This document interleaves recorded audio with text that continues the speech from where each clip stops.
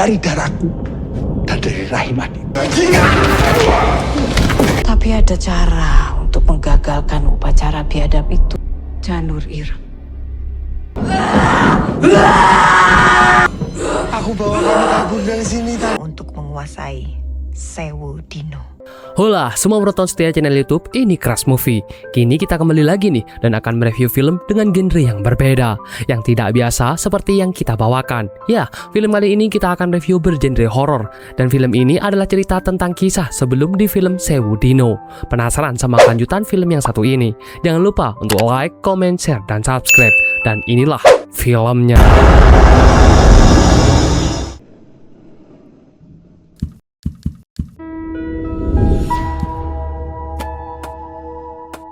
Cerita berawal di sebuah pedesaan yang sangat sederhana. Ada satu keluarga kakak beradik yang tinggal di rumah kecil yang sedang merayakan ulang tahun kakaknya, yaitu Mas Sabdo. Intan juga dibantu dengan temannya yang bernama Erna untuk merayakan ulang tahun Mas Sabdo. Karena Erna keburu mau studi tour, akhirnya dia pulang duluan.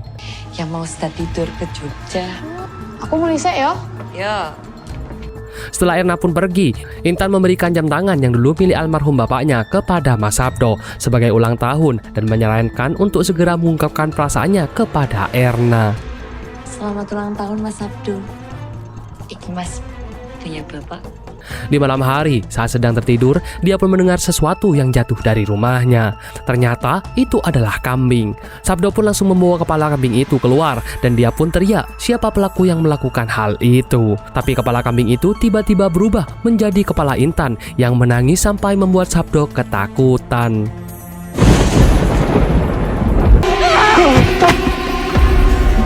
Setelah Sabdo melempar kepala kambing itu, tiba-tiba rumahnya sudah dilalap api. Intan.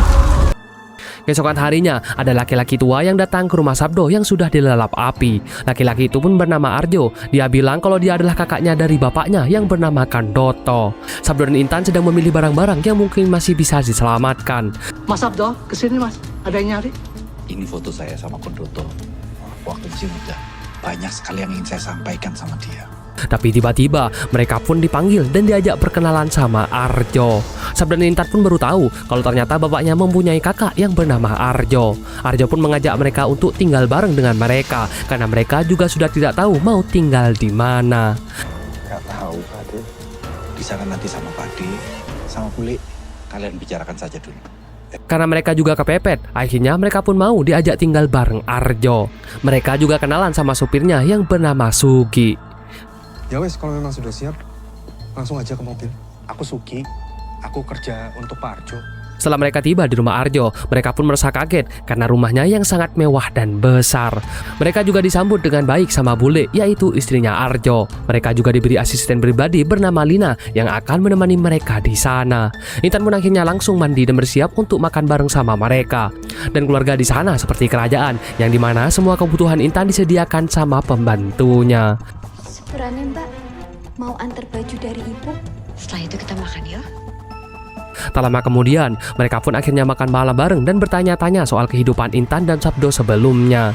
Intan bilang kalau dia putus sekolah karena masalah ekonomi. Tapi sekarang mereka sudah tidak perlu lagi khawatir soal uang sekolah dan biaya hidup mereka, karena mereka akan ditanggung sama Arjo dan juga istrinya itu.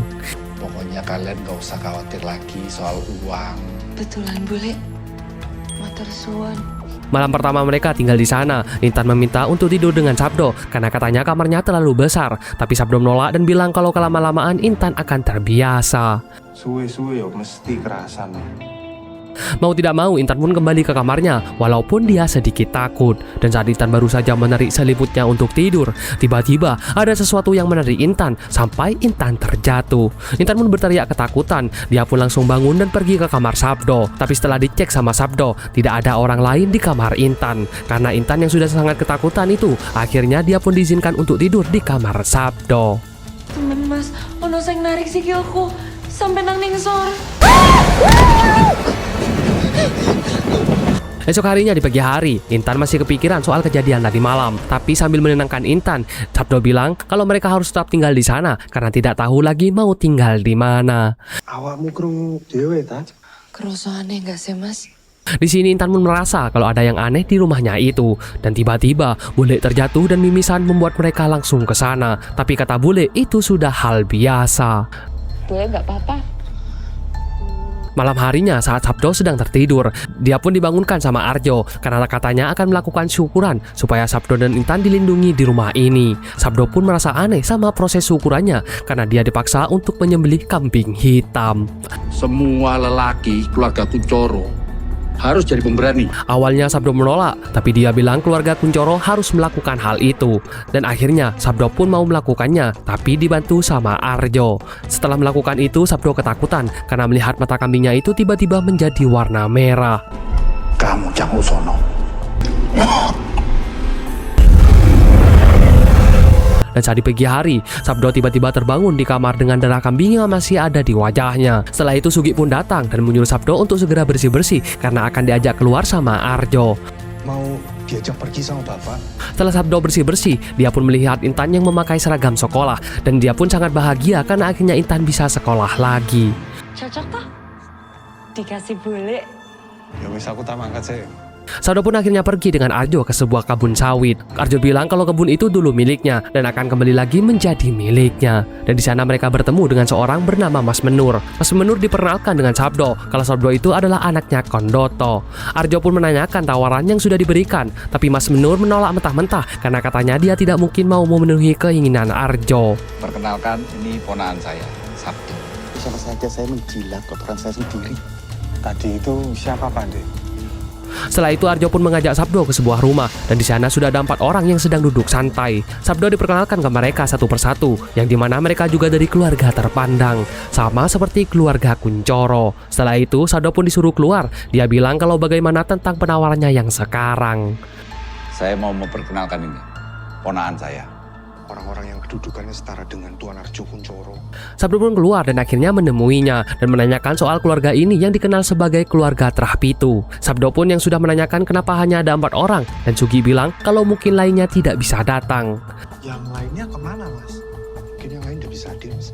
Sebelum beralih di rumahnya Kuncoro, lagi-lagi Arjo menyuruh Sabdo untuk menyembelih kambing. Tapi sekarang Sabdo sudah berani. Tapi kali ini tangannya Sabdo juga dilukain dan disentuhkan ke kambing itu. Sabdo pun tidak tahu apa-apa dan hanya menurut saja. Ini untuk melindungi keluarga. Setelah itu, Sabdo pun langsung membilas tangannya yang terluka itu di kamar mandi. Tapi di kamar mandi dia seperti mendapatkan gangguan, seperti ada makhluk halus yang mengejarnya, padahal tidak ada siapa-siapa.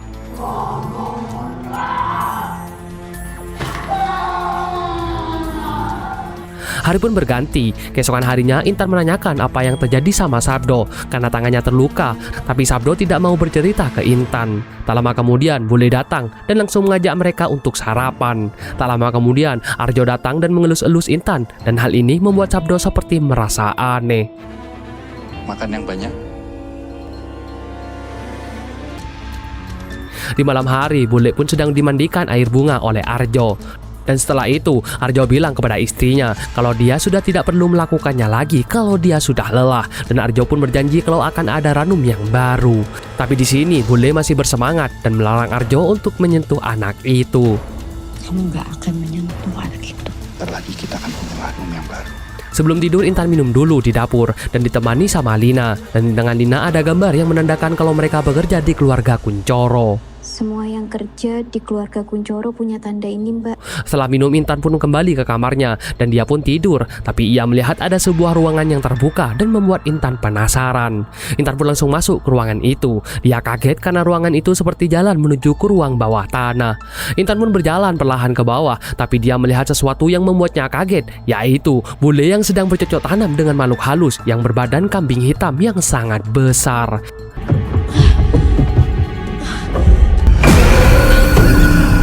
Intan pun kaget dan takut, dan sampai akhirnya dia langsung berlari kembali keluar. Intan pun langsung bilang kepada Sabdo soal kejadian yang baru saja dia lihat, tapi pintu ruangan tadi sudah tertutup dan terkunci.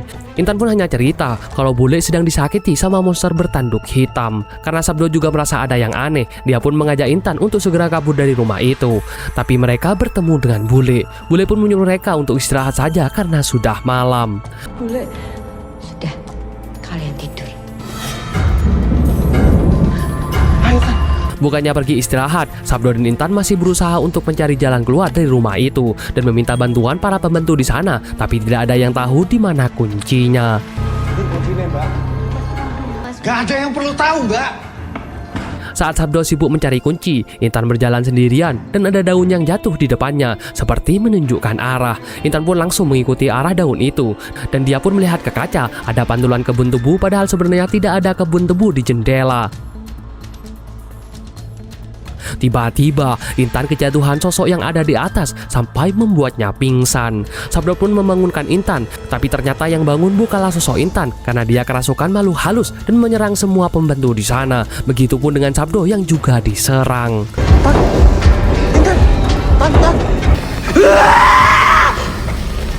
Untungnya Arjo dan Bule pun datang tepat waktu dan berusaha menyelamatkan Sabdo yang lagi diserang sama Intan. Sugi penjaga di sana juga membantu mengamankan Intan, tapi setelah keluar, penjaga itu justru tewas habis diserang Intan. Mas Sugi, bukan Mas! Mereka semua akhirnya mencari Intan yang dimana Intan ada di bawah meja. Saat itu Intan sudah sadar, tapi setelah dilihat di kaca, itu bukanlah sosok Intan, tapi sosok makhluk halus yang merasukinya.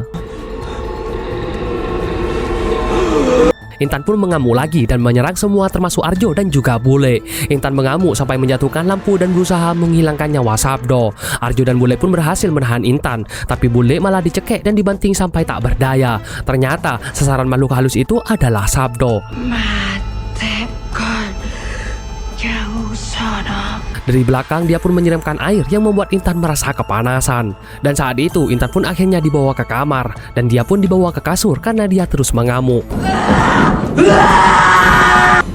Aku bawa kamu kabur dari sini, Tan. Hari pun berganti. Arjo tiba-tiba mengumumkan kalau Bule tidak bisa menahan rasa sakit tadi malam dan dia pun kehilangan nyawa.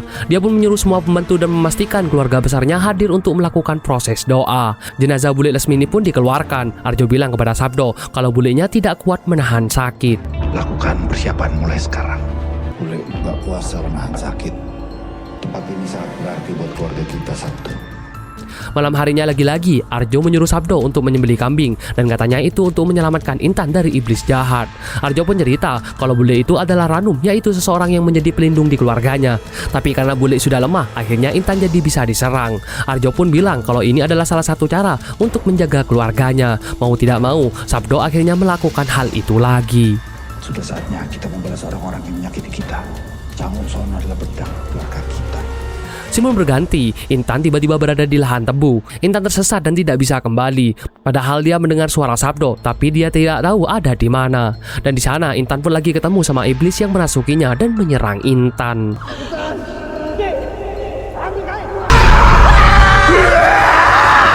Ternyata kejadian itu hanya mimpi buruk Intan. Intan pun sadar dan dia pun menanyakan kepada Sabdo kenapa badannya diikat. Intan juga cerita kalau dia mengalami mimpi buruk. Tanpa pikir panjang, dia pun langsung membuka talinya dan mau mengajak Intan untuk kabur. Tapi lagi-lagi Intan langsung dirasuki dan mencekik Sabdo. Tapi Intan merasa ketakutan setelah melihat ada sosok kambing hitam besar yang bernama Bokolono. Dan akhirnya Intan pun pingsan. Saat itu Sugi pun langsung menjemput Sabdo dan mengajaknya ke suatu tempat.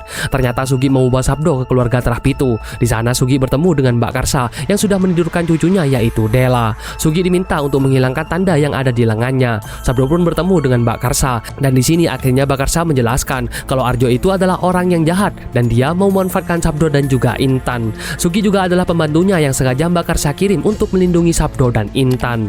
Ternyata keluarga Arjo adalah keluarga yang jahat karena mereka mempunyai tradisi sesat yang dimana mereka harus menikah dengan darah keturunannya demi bisa mendapatkan kemewahan yang dibantu oleh Bokolono. Makanya setelah kematian Bule, Intan yang sebentar lagi akan menjadi ranumnya yang akan dinikahkan sama Arjo. Intan ingin dijadikan ranum oleh Pak Demo. Tradisi biadab ini sudah berlangsung ratusan tahun, Sabdo.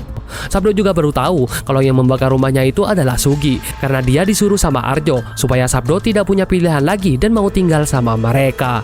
Sugi membakar rumahmu. Jalan. Bahkan jantung yang ditemukan sama Sabdo itu adalah jantung milik pembantunya Mbak Karsa karena diserang sama keluarga Arjo. Sabdo pun benar-benar kaget setelah tahu semuanya dan Mbak Karsa pun memberikan bantuan untuk melawan Arjo dengan santet bernama Janur Ireng. Tapi Sabdo tidak langsung mau dan memilih untuk pergi. Tapi ada cara untuk untuk menggagalkan upacara biadab itu. Janur Ireng. Sabdo pun kembali ke rumah itu untuk menjemput Intan, tapi di sana sudah ada persiapan pernikahan. Sabdo makin kaget setelah masuk ke kamar dan melihat Intan yang sedang dias menjadi pengantin. Sabdo pun langsung marah besar kepada Arjo setelah mengetahui semuanya. Arjo pun memukul Sabdo karena dia sedang melawan. Arjo bilang kalau sebentar lagi akan lahir kembali pendekar di keluarganya yang akan keluar dari rahimnya Intan, karena sebenarnya bule itu dihilangkan nyawa sama Arjo.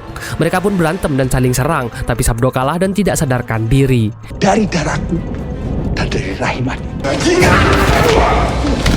Simun beralih di rumah Mbak Karsa. Dia dan saudaranya pun mau ngobrol kalau harus meluncurkan santet Janur Ireng kalau mau keluarga mereka selamat. Maka Janur Ireng ini akan berbalik ke pengirimnya.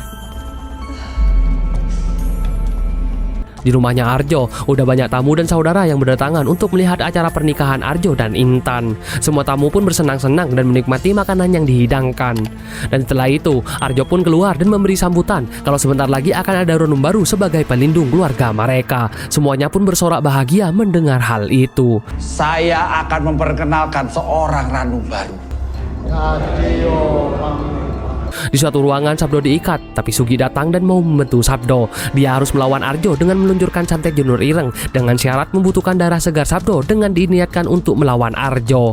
Kalau enggak, pernikahan Arjo dan Intan sebentar lagi dilaksanakan. Sabdo pun setuju dan melakukan hal itu. Pesta yang awalnya sangat meriah dan bahagia tiba-tiba berubah menjadi duka karena semua orang tiba-tiba diserang dan mulai menyakiti diri mereka sendiri seperti orang yang sudah tidak sadar. Dan di sini Arjo kaget sama yang terjadi. Intan pun akhirnya sadar. Dia berteriak memanggil Sabdo, tapi Sabdo masih diikat dan Sugilah yang membantunya melepaskan ikatan itu. Bantu Intan. Belum selesai melepaskan ikatan itu, tiba-tiba ada Bokolono yang datang dan mau meniduri Intan. Untungnya Sabdo yang sebagai pelindung di sana langsung datang dan membuat Bokolono itu takut dan pergi. Minggat! Sebelum membawa kabur Intan keluar, di sana mereka bertemu dengan Arjo yang masih berusaha untuk menyerangnya. Tapi karena Arjo yang juga sudah diserang santet, akhirnya dia pun mengakhiri hidupnya sendiri dan sampai kepalanya putus. Setelah ini hidup kamu akan lebih sengsara. Sabdo dan Intan pun akhirnya merasa bisa melarikan diri, tapi di luar Intan mulai terjatuh dan badannya berubah menjadi hitam. Intan pun merasa ketakutan dan dia pun takut mati. Dan setelah itu Mbah Karsa muncul. Dia bilang kepada Sabdo kalau ada satu hal yang belum dia kasih tahu soal santet Janur Ireng, yaitu santet ini akan menyerang semua keluarga Kuncoro kecuali sang pelindung yaitu Sabdo. Jadinya Intan juga kena. Dan sosok yang merasuki Intan itu adalah peliharaannya yang sengaja Mbah Karso kirim untuk melawan Arjo. Santet Janur Ireng akan mengenai seluruh keluarga Kuncoro. Dia adalah Sengar Turu, ingon keluargaku. Sabdo pun makin marah karena merasa dirinya dibohongi. Dia pun menyesal sudah percaya sama Mbah Karsa. Bagaimana rasanya membunuh adikmu sendiri, Sabdo? Jatuh, asungan. Keesokan harinya Sabdo sadar di suatu rumah. Ia pun menangis karena dapat kabar kalau Intan ternyata sudah dikuburkan. Tiba-tiba seorang perempuan datang dan bilang kalau dia bukanlah Karsa yang mau mengantarkannya untuk mengkhianatinya, tapi ia benar-benar mau membantu Sabdo untuk melawan Mbah Karsa dengan mengirim santet bernama Sewudino. Tanpa pikir panjang, Sabdo pun langsung setuju. Dendamu akan segera terbalas untuk menguasai Sewudino. Di Jawa Timur pada tahun 2000, tengah malam Dela terbangun karena dia kejatuhan daun. Dia pun mengikuti ke arah daun itu dan melihat pintu kamarnya terbuka. Awalnya dia mengira kalau itu adalah Mbak Karsa, tapi itu bukan Mbak Karsa dan justru ada sosok makhluk yang menyerang Dela sampai Dela kerasukan. Yah, begitulah asal muasal film Sewudino yang diceritakan di film Janur Ireng, yang dimana itu adalah perselisihan antara keluarga dan saling kirim santet. Gimana guys, filmnya keren kan? Oke, jadi sampai di sini dulu review film kali ini. Sampai bertemu lagi di film-film selanjutnya.